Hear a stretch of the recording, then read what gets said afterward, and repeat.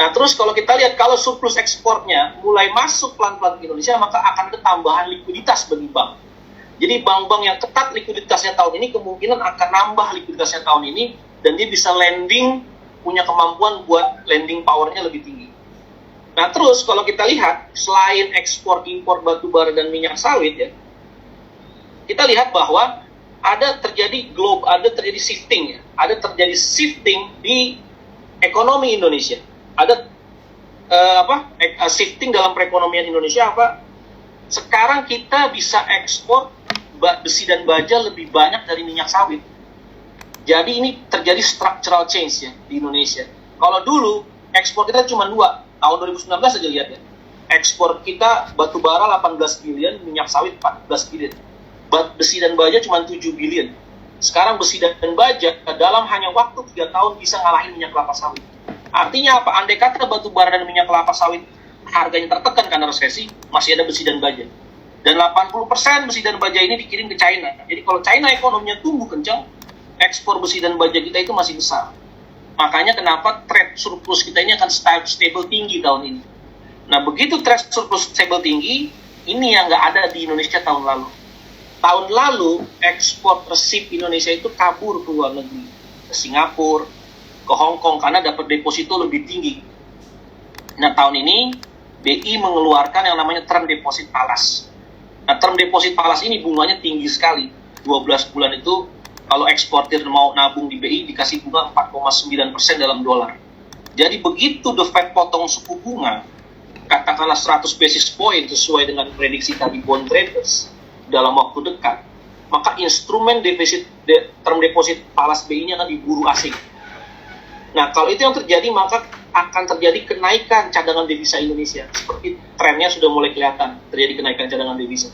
Nah, kalau ini yang terjadi, maka apa yang terjadi? Yang terjadi likuiditas dolar akan nambah di Indonesia, sehingga rupiah, kalau The Fed potong suku bunga, BI potong suku bunga ya, rupiah malah bisa menguat ke 14.500 ke 14.800. Jadi prediksi kita dari awal tahun bahwa terjadi gonjang-ganjing di Amerika, itu malah akan menguntungkan Indonesia secara overall di 2023. Jadi kuncinya sekarang adalah seberapa cepat The Fed akan potong suku bunga atau enggak. Begitu The Fed potong suku bunga, itu langsung market akan rally. Equity market, bond market akan rally. Tapi kita harus mastiin dulu The Fed beneran potong suku bunga apa enggak. Jadi Maret itu akan jadi kuncinya. Tapi kalau lihat ekspektasi bond trader seperti ini, kita yakin bahwa The Fed akan potong suku bunga tahun ini. Nah, itu tadi dari trade channel, hot money. Nah, bagaimana dari growth, FDI growth? Kalau kita lihat growth, kalau kita lihat historical, kita berandai-andai sekarang ya. 2008, ekonomi Amerika tumbuh 2,2% di 2007. Lehman Brothers pecah, nilainya 800 billion dolar. Ekonomi Amerika kontraksi dalam 4%. Indonesia, ini waktu zaman Pak SBY, sebelum masuk krisis, rata-rata pertumbuhan kita 6,2%. Begitu Lehman Brothers pecah, pertumbuhan ekonomi kita turun ke 4,2%. Berarti pertumbuhan ekonomi kita itu turunnya sekitar 1,5 ya, sekitar 1,5 sampai 2%.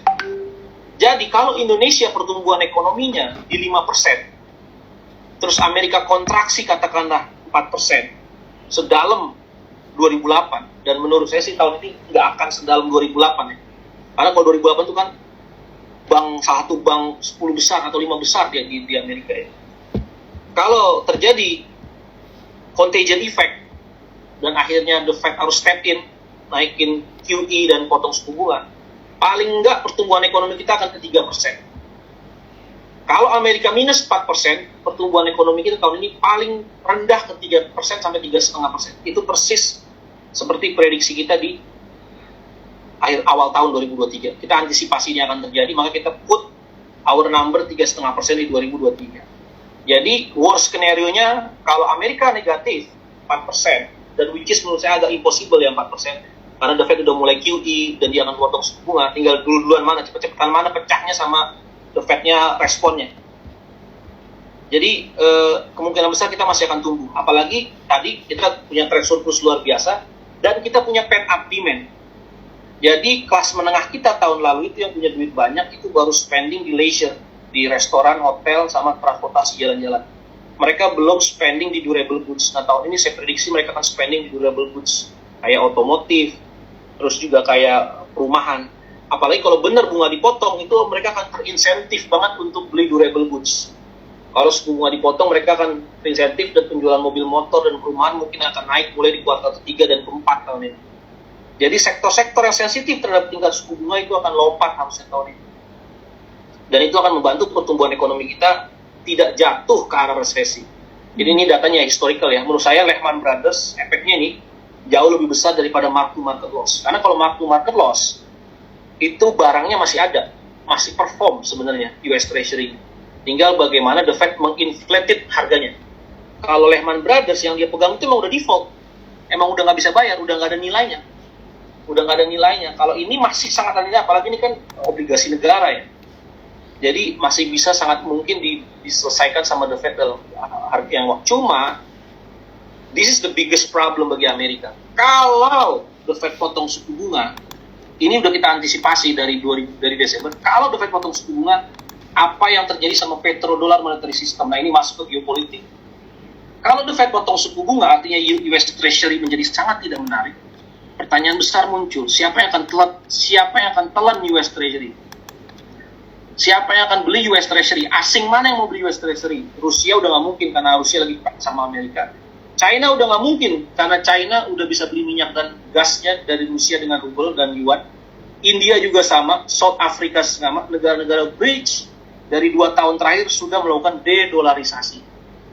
Nah, jadi kalau itu yang terjadi, maka tidak akan ada banyak permintaan terhadap US Treasury, sehingga apa yang terjadi? The Fed lah yang akan jadi standby buyer US Treasury. Kalau the Fed yang jadi standby buyer US Treasury dengan dia melakukan printing money, apa yang terjadi? Yang terjadi, prediksi saya, akhir petrodollar. Ini tulisan saya di bulan Maret 2022, saya sudah antisipasi jauh hal ini akan terjadi.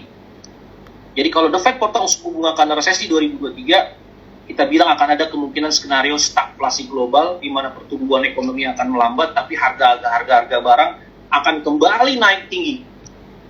Mungkin di kuartal keempat 2023. Jadi komoditi mungkin akan mulai perform lagi di kuartal keempat 2023 ini. Nah, kalau itu yang terjadi, maka ada kemungkinan orang akan memburu emas. Makanya kalau kita lihat begitu stok market kita crash, saham-saham emas itu nggak terlalu dalam koreksinya. Dan ini sudah sesuai prediksi kita juga. Tadi malam harga emas sudah hampir mendekati 2.000. Kita even prediksi harga emas itu akan ada di level 2.000 dan 2.300. Even dari mulai bulan Oktober 2022 kita udah banyak sekali bikin tulisan harga emas ini akan naik ke 2.000-2.300. Pertanyaan besar muncul, karena tingkat suku bunga swingnya terlalu cepat, prediksi saya akan banyak short seller emas yang rugi. Jadi prediksi, kalau kita lihat Bloomberg ya, rata-rata commodity trader emas itu prediksi harga emas di 1.800. Hanya analis Sukor yang sangat gila yaitu dan pintar sekali, itu Pak Andre, dia prediksi itu harga emas itu ada di 2.300, 2.100. Artinya apa? Short seller banyak yang lost position sekarang. Berarti dia either harus beli physical gold-nya, atau either dia harus pegang long position sekarang untuk menghedging kerugian dia punya loss di short selling. Karena banyak orang masih prediksi di Desember bunga akan naik. Bahkan even house-house asing itu masih call bunga akan naik 2-3 kali lagi tahun ini. Jadi yang terjadi, kalau mereka short seller dan mereka loss, mereka harus pegang long positions dan mereka buy, apa yang terjadi? Short squeeze di emas bisa sangat terjadi. Jadi harga emas bisa jadi nggak cuma lompat ke 2.300, tapi bisa ke 3.000 sesuai prediksinya Robert Kiyosaki. Jadi sekarang kita nggak tahu equilibrium emas itu akan di level ke berapa, tapi prediksi saya akan break dulu 2.000, kemungkinan tembus ke 2.100 dan 2.300 sesuai dengan model yang kami buat. Harga emasnya bisa lompat. Kalau banyak yang short gold di 2023. Jadi yang short gold di 2023 dia akan sangat rugi ya. Karena ternyata swing-nya itu sangat cepat, tinggal suku bunga dipotong. Nah, dan negara-negara seperti BRICS tadi yang sudah mulai membuang dolar, China terutama, Rusia, India, South Africa, mereka akan berburu gold. Nah, kalau ini yang terjadi, maka kita akan lihat gold akan rally dan akan mencahkan rekor harga tahun ini. Mungkin di bulan, begitu the Fed announce dia akan potong bunga, mungkin di bulan Juni atau April ya, Juni lah mungkin ya, harga emas bisa mencapai 2.100, 2.200 ya. Nah, kalau itu yang terjadi, emas, saham-saham sektor emas unggulan kita akan rally, yang kita call, dan juga physical emasnya juga akan naik, gitu ya.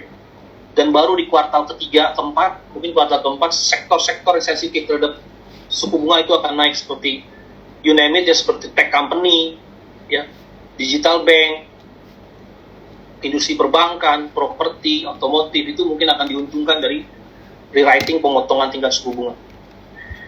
Satu lagi ditambah, dari semua negara yang bermasalah dengan utang, Indonesia ini unik. 2023 kita malah defisit APBN-nya turun. Jadi kita beruntung punya kebijakan fiskal dan moneter yang prudent, ya. Di luar apapun, Indonesia membuktikan bahwa kita bisa balik defisit fiskal kita di bawah 3%, sehingga penerbitan SUN yang tadinya 732 triliun di 2023 balik ke 598. Artinya apa? Kita nggak butuh asing. Asing makanya cuma akan 16% pemilikannya di SUN, dan bisa jadi lebih turun, gitu ya. Karena nanti fund manager akan berebut beli SUN, begitu yield SUN-nya drop, begitu mereka yakin bunga akan dipotong. Jadi supply-nya turun, demand-nya naik, berarti harganya akan naik, yield-nya akan drop. Nah, Indonesia dan equity market kita akan diuntungkan dari dropnya yield obligasi. Kenapa? Karena kita bisa di antara semua negara yang susah balik defisit APBN-nya seperti pra-COVID, ya, di bawah 3%, Indonesia balik kembali. Membuktikan bahwa Indonesia bisa prudent menjaga kebijakan fiskal dan moneter. Cuman ongkosnya memang adalah pertumbuhan ekonomi kita masih melambat. Karena ruang untuk memboosting pertumbuhan ekonomi dari fiskal dan moneter terbatas. Nah, mungkin tahun ini yang bisa memboosting itu adalah kalau suku bunga dipotong oleh BI cukup tinggi, ya. Itu bisa dorong pertumbuhan kredit. Jadi dari sektor private yang dorong pertumbuhan ekonomi. Tapi overall dari fiscal side, monetary side, dari structural ekonomi kita, ini kelihatan bahwa ekonomi Indonesia akan bisa resilient, ya, menghadapi gejolak resesi ini, ya. Kalau Indo kita membuktikan 2008 yang lebih parah dari tahun ini, kemungkinan kita bisa bertahan, gitu ya, tahun ini. Nah, ini apalagi BI melakukan operation twist yang pendek, yang 5 tahun, yieldnya sekarang sangat tipis dibandingkan yang 10 tahun. Jadi harusnya kalau sebagai investor fund manager, mereka akan beli yang 5 tahun, resikonya rendah tapi yieldnya tinggi, dan itu akan membuat capital inflow-nya itu akan masih banyak masuk ke Indonesia. Jadi ini kita masih sangat inline semua dari Desember 2023 outlook kita. Saya rasa belum ada sesuatu yang akan berdampak besar, kecuali tadi, ya, resiko terbesarnya geopolitik, ya. Kalau harga emas lompat, tentu sebagai incumbent, superpower incumbent Amerika, apakah dia akan terima bahwa dolarnya akan dibuang? That is the biggest question kita tahun 2023. Apakah Amerika akan terima global reserve currency statusnya itu turun, hilang? Nah, saya khawatir yang terjadi perang Ukraina ini akan terus disulut, karena ini akan jadi caranya Amerika untuk blackmail Rusia dan China untuk nggak meninggalkan dolar. Mungkin itu yang bisa saya sampaikan cerita kesimpulannya. Oke. Kuncinya adalah pemotongan suku bunga, ya. Kalau bunga dipotong, dan saya yakin, saya punya stand bunga akan dipotong bulan April dan juga Juni, sehingga bond marketnya rally, barulah stock marketnya akan rally. Itu view saya sih. Oke, thank you banget Pak Mike, ini sangat-sangat membantu kita. Kemudian mungkin kita sebelum kita jawab pertanyaan daripada teman-teman, ini aku mau nanya juga ya Pak Mike, katanya kalau misalnya suku bunga dipotong oleh The Fed, apakah itu akan langsung membuat market secara regional juga akan rebound? Karena takutnya juga begitu potong cut suku bunga, market memang akan terus rebound, ya. Tapi setelah itu akan back to reality nih. Oh, ternyata ekonominya belum sebaik yang diharapkan. Nah, apakah habis itu nanti akan terjadi koreksi lagi ya, Pak Mike, kira-kira? Karena stock market adalah ekspektasi, ya. Maka dia akan bergerak lebih cepat daripada real ekonomi bergerak. Yeah. Nah, sekarang stock market masih di bottom, di posisi bottom, ya. Jadi upside-nya masih sangat besar kalau kita mau koleksi sekarang. Sangat besar upside-nya kalau kita berani koleksi sekarang. Dan rally-nya itu mungkin baru berhenti malah di bulan November-Desember, ya, menurut saya. Karena stock market baru akan ekspektasi apa yang akan terjadi di 2024. Baru mereka akan mengkalkulasi apa yang terjadi di 2024. Dan prediksi saya sih 2024 pasti pertumbuhan ekonomi akan turun. Karena daya beli masyarakat, karena inflasinya naik lagi, daya beli masyarakat Amerika akan tertekan. Jadi inflasinya akan turun. Oh, oke.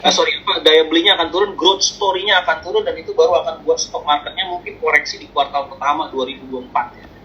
Baru akan koreksi lagi di kuartal pertama atau mungkin di Desember 2024. Tapi kalau ngelihat kondisi sekarang, sebenarnya ini waktu yang bagus buat koreksi ya. Sebenarnya begitu banyak orang yang nervous dengan saham, banyak yang nggak berbicara saham lagi, sebenarnya itu waktu yang tepat buat beli sebenarnya. Iya Saya selalu bilang itu kan. Benar sih. Apalagi bond traders ini expect bahwa suku bunga akan dipotong 100 basis point.